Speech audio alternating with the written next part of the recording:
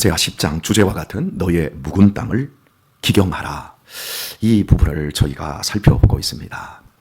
자칫 우리가 신앙생활을 열심히만 할 뿐 우리의 마음 깊은 곳을 갈아엎지 않으면 아름다운 열매를 절대 맺을 수가 없습니다. 바리새인이 되어집니다. 그래서 제가 어제 격한 표현으로 교회 안에서 깡패가 되어가는 사람들을 지적을 했습니다. 어떻습니까? 이해가 되시지 않습니까? 여러분은 초신자들보다 여기 지금 나오신 분들은 오래도록 신앙생활을 하신 분들이 대부분이기 때문에 교회 안에서 볼 꼴만 본 것이 아니라 못 볼 꼴도 참 많이들 보신 분들입니다. 여러분들보다 저는 목사로서 다른 교회와 또 다양한 더 많은 장로님들, 목사님들을 보고 있습니다. 그리고 현재 저는 노회의 임원이고 또한 우리 남수원 노회에서 빚어지고 있는 각 교회의 고소 고발 사건을 다루는 재판 국원입니다. 지금 대통령의 탄핵을 심의하고 있는 중에 있지 않습니까? 헌법재판소에서. 바로 이제 그러한 역할을 제가 하다 보니까 다른 교회에서 일어나는, 정말 일어나서도 안 되고 일어날 수도 없는 비상식적이고 비윤리적이고 너무나 사랑은 없고 너무나 비정한 일들을 제가 보게 되어집니다. 다 종교 깡패예요. 그렇게 나쁠 수가 없어요. 어떻게 담임 목사님을 장로님들이 고소하고 또 그 목사님은 그 교인들을 양무리로 섬겨야 되는데 죽이려 하고 전혀 양보가 없어요. 여하튼 간에 교회에서 일어난 고발 고소 사건 중에 내 잘못입니다. 내가 정말 잘못 생각했습니다 하면서 회개하고 서로 아름답게 화해한 걸 저는 지금까지 본 적이 없어요. 한번 일단 미움과 증오가 겉면으로 드러나면 그때 우리의 묵은 땅을 기경하라 하는데, 기경을 해야 되는 이유가 뭐냐면 곧 여호와를 찾을 때니 바로 그때야말로 하나님을 찾을 수 있는, 만날 수 있는 기회라는 거예요. 그런데 누구도 하나님을 찾고 만날 수 있는 기회로 자기의 묵은 땅을 갈아엎어 놓지 않습니다. 어떻게 하든지 핑계를 대고 반발을 하고 자기 방어를 합니다. 회개해야 합니다. 누가 봐도 잘못이에요. 너도 잘못이고 너도 잘못이에요. 쌍방간에 데려다 놓고 회개 절대 안 합니다.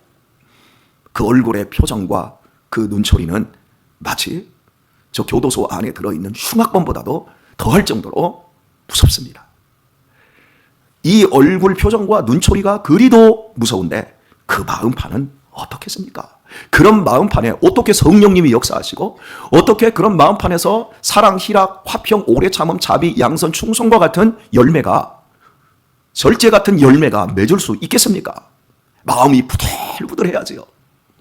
여러분 믿음 생활하다가 마음이 굳어질 때는 각오하셔야 합니다. 제가 이 표현을 참 많이 씁니다. 각오하셔야 된다라고 하는 거. 하나님은 안 보고 있는 게 아닙니다. 하나님은 못 보고 있는 게 아니에요.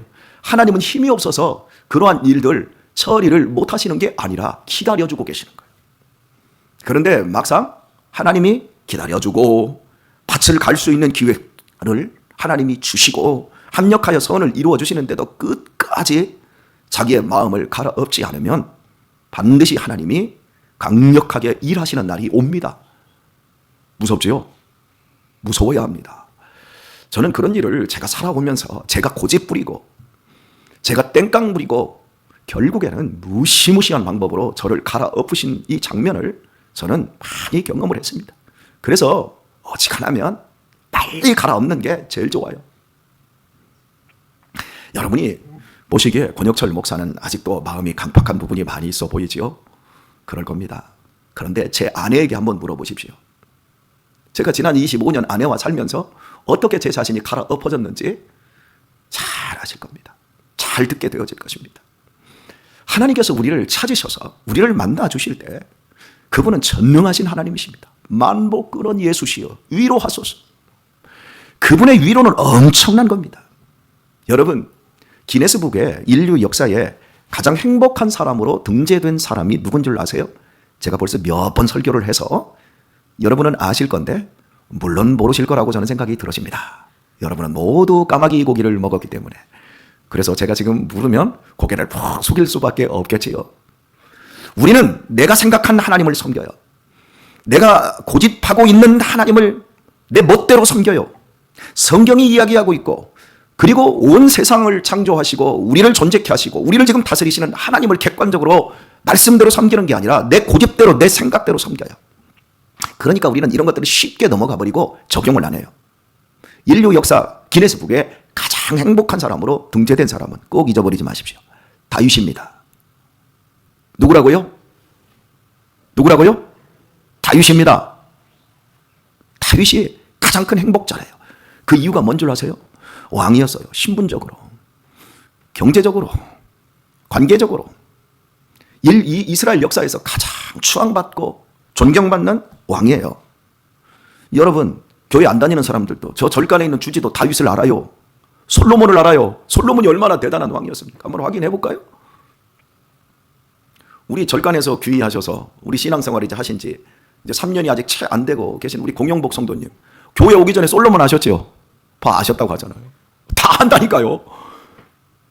얼마나 잘난 자식을 두었으면 다 압니까? 자식은 부모의 얼굴이에요. 그러니까 다윗은 완벽한 인생이었어요. 근데 여러분이 아시다시피 다윗이 완벽한 인생입니까? 순쌍놈이지. 정말 그렇게 나쁜 놈이 어디 있습니까? 인간 쓰레기지. 8째 아들로 자기 부모에게도 인정 못 받아서 아들 좀 불러 모아라 라고 사무엘이 왔을 때 저 산꼭대기에서 양친을 하고 막내 아들인데 부르지도 않았어요. 부모에게 그렇게 무시받고 학대받던 애였어요. 그런데 하나님께서는 그런 학대받고 부모에게 무시되고 방임되고 그랬던 다윗을 내가 지명하였다. 그리고 불러다 놓고 기름을 부어서 왕으로 세워버려요. 고난을 엄청 당합니다. 다윗만큼 고생한 사람이 어디 있어요? 왕으로 기름 부음 받자 실제 왕으로 등극하기까지 그 많은 세월 동안 사울 왕에게 미움을 받아서 쫓겨다니고 늘 죽을 위기에 고통당하고, 그런데 하나님이 그를 지켜주세요. 그렇게 지켜주셔서 왕이 되게 하시고 나라를 통일하게 하시고, 그리고 드디어 배부르고 등 따시게 딱 되었을 때, 이때가 문제예요. 어렵고 힘들 때는 하나님을 찾다가 배부르고 딱 등 따시고 적돌 하나도 없고 블레셋까지 다 평정하고 나니까 이제 그때부터는 전쟁터에도 안 나가고 야성을 잊어버리는 거예요. 그리고 왕궁에서 산책이나 하고 낮잠이나 자는 거예요. 우리의 신앙생활 그렇게 되었으면 마음이 굳어지기 시작합니다. 나이 한 60 정도 먹고 이제는 나도 편하게 신앙생활 하려네. 명품이나 차려입고 여기다 목걸이나 주렁주렁 매들고 그리고 치장이나 하고 교회 와서 우아하게 예배 드리고, 그리고 손톱 매니큐어 시뻘겋게 칠하고 나는 밥도 안 하고 설거지도 안 하려네. 그러니까 예배 드리고 헌금하면 됐지 뭐. 젊은 애들이나 해. 젊은 애들 많잖아. 딱 이렇게 되는 순간부터 마음이 굳어집니다. 절대 여러분 그런 생각하지 마세요. 내가 젊은 날 고생했으니까 이제는 좀 편하게. 여러분 고생 끝에 낙이 오지요?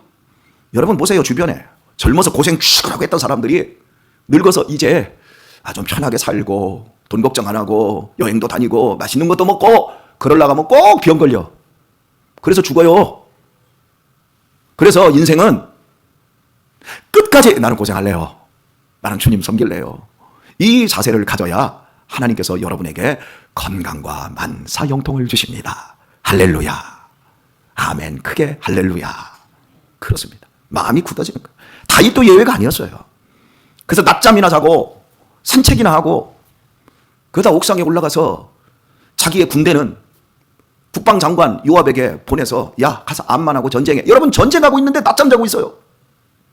자기의 피 같은 부하들이, 고락을 함께했던 전우들이 지금 전쟁터에서 피를 흘리며 쓰러지고 있는데 낮잠 자다가 눈이 확 뜨이는 사건 하나가 벌어지죠. 자기의 충성스러운 부하 우리아의 아내 밧세바가 목욕하는 게 보입니다. 자기에게 마누라가 8명 있는데도 불구하고 야 데려와라. 내가 취해야 되겠다. 누구냐? 우리아의 아내입니다. 자기의 충성스러운 부하, 지금 전쟁터에 있는 아내, 남편이 지금 없대. 그러면 저 옆에 내가 다 보이는 데서 대낮에 자기 남편이 전쟁터에 나가 있는데 저 음란하게 저짓거리 하고 있네? 당장 가서 문 닫으라고 그래. 그리고 정신 차리라고 그래. 해야 돼요, 안 해야 돼요? 근데 전쟁터에 나가 있어? 야 데려와. 그리고 그날 밤에 배꼽이 누가 큰지를 맞춰본 거예요. 여러분, 이런 순날강도 같은 놈이 어디 있습니까? 이건 여러분 생각해 보세요. 저는 제가 섬겼던 목사님 가운데, 청년 시절의 목사님 가운데, 목사님이 남편이 멀리 출장 갔는데 30대 초반에 교회 여집사님이 계신데 멀리 출장 갔는데 그 여집사님을, 그 목사님이 간음을 해버렸어요. 간음을 하고 그 사람의 동서, 같이 또 전도해서 교회를 나왔는데 둘을 또 간음을 해버렸어요. 여러분, 이게 목사입니까? 그런데 하나님이 결국은 보고 계시다가 그걸 들통을 내셔서 그 목사님이 하루아침에 낙동강 오리알이 되는 걸 저는 보았습니다. 참 조심해야 돼요. 제 눈에는 우리 아내만 여자로 보이니까 여러분 아무런 걱정을 안 하셔도 됩니다만은, 그렇다고 해서 너무 믿지도 마세요. 이놈들이 언제 획가닥 갈 수 있어요. 그죠? 우리 모두는 다 이렇게 위험 요소를 다 가지고 있어요. 그래서 임신을 시켰습니다. 여러분, 그런데도 자기 죄를 몰라요. 우리아를 급히 전쟁터에서 불러서 임신했다고 하니까 빨리 팔싹둥이라도 낳는 척 해야지요. 무슨 얘기인지 아시죠? 그래서 빨리 자라고 둘이 빨리 들어서 합방을 하는데, 이 충성스러운 우리아가 절대 합방을 안 해요. 우리의 동료들이 지금 전쟁터에서 피를 흘리며 싸워가고 있는데 제가 어떻게 내 집에 들어가서 내 아내와 교합하리요? 말을 안 들어먹으니까 요압에게 전쟁터에서 죽여라. 여러분, 이게 인간입니까? 그런 인간이 기네스북에 가장 행복자로 올라 있어요. 불의해 보입니까? 아니요. 이렇게 해놓고도 죽었으니까, 아이고, 전쟁터에 나간 그 남편이 죽었는데 내가 왕으로서 안 되겠다, 데려와라, 내가 부인 삼을게. 주변의 사람들이 알아요, 몰라요? 여러분, 얼마나 간혹합니까? 이런 간악한 인간이 어디 있습니까? 근데 하나님이 아셔요, 몰라요? 아셨어요. 하나님이 나단 선지자에게 가서, 야, 이 왕 다윗 말해. 그래서 당신이 죄인입니다 하고 선지자가 다윗에게 이야기를 했을 때, 그때까지 까맣게 자신이 죄를 어떻게 보험하고 있는지, 그것이 얼마나 흉악한 죄고 얼마나 부끄러운 죄인지도 모르고 양심이 굳어져 버림. 그러니까 마음이 완전히 딱딱해져 가지고 굳은 땅이 되어 있었던 이 다윗에게 나단 선지자의, 당신에게 그 많은 양이 있어도 100마리 양이 있는데 이웃집에 한 마리 양밖에 없는 그 양을 뺏어다가 당신 것으로 삼았다. 그런 놈은 죽어야 된다라고 다윗이 이야기할 때, 당신이 바로 그 인간입니다. 여러분, 쟁기가 확 들어올 때 그 쟁기를 방어하고 이런 이 선지자 주제에 감히 왕에게 모함을 시켜? 여러분, 이렇게 할 수 있어요. 그잖아요? 누군가가 목사에게 목사의 허물이 있어서 허물을 지적을 했다고 해봅시다. 그러면 제가 아이고, 예, 회개하겠습니다. 여러분, 제가 이렇게 하기가 쉬워요, 안 쉬워요? 우리 여기 고매하고 정말 열심히 잘하고 계신 우리 권사님들 계십니다만은, 내가 우리 권사님들 한 사람 한 사람, 권사님들이 못하는 부분, 다 잘하지만 못하는 부분이 있을까요, 없을까요? 있어요. 다 잘하지만 못하는 부분을 제가 못한다고 건드리면서 그것도 좀 잘합시다, 이렇게 이야기를 해주면 기분 겁나게 나빠해요. 우리 목사님이 나 사랑하지 않느니 뭐니 부풀려가지고 온갖, 그거 생각도 안 해요, 저는. 그래서 다윗 왕은 무소불위의 권력을 가진 존재입니다. 그런데 하나님의 말씀이 선지자의 입을 통해 들려질 때 다윗은 그 자리에서 엎드려요. 시편 51편을 보면 그 자리에 엎드렸을 때 다윗이 어떻게 회개했는지가 나와요. 주의 성신을 내게서 떠나지 마소서. 나는 엄마 뱃속에서부터 죄인입니다. 모태에서부터 죄를 가지고 태어났습니다. 내가 죄인이기 때문에 죄를 저질렀습니다. 그러나 나를 사시고 나를 완전케 하실 일은 하나님밖에 없습니다. 하나님 살려주십시오. 하나님 도와주십시오. 하나님 우슬초로 나를 깨끗게 하시고 주의 성령을 내게서 떠나지 않게 하소서. 주의 성령이 떠나버리니까, 하나님이 그에게서 멀어져 버리니까 자기가 타는 듯이 죽겠다고 말하면서 자기의 죄가 얼마나 큽니까? 그 큰 죄에도 불구하고 하나님은 나를 새롭게 할 수 있다라고 믿고 그 앞에 엎드려서 엉엉 웁니다. 그때 하나님께서 다윗을 용서하십니다.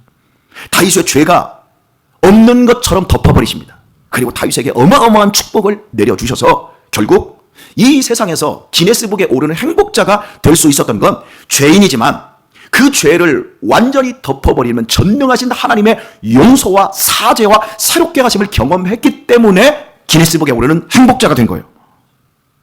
돈이 많아서도 아니고 그가 왕이었기 때문에도 아니고 솔로몬이라는 아들, 똑똑한 아들을 두었기 때문도 아니라 사죄의 은총 때문인 겁니다.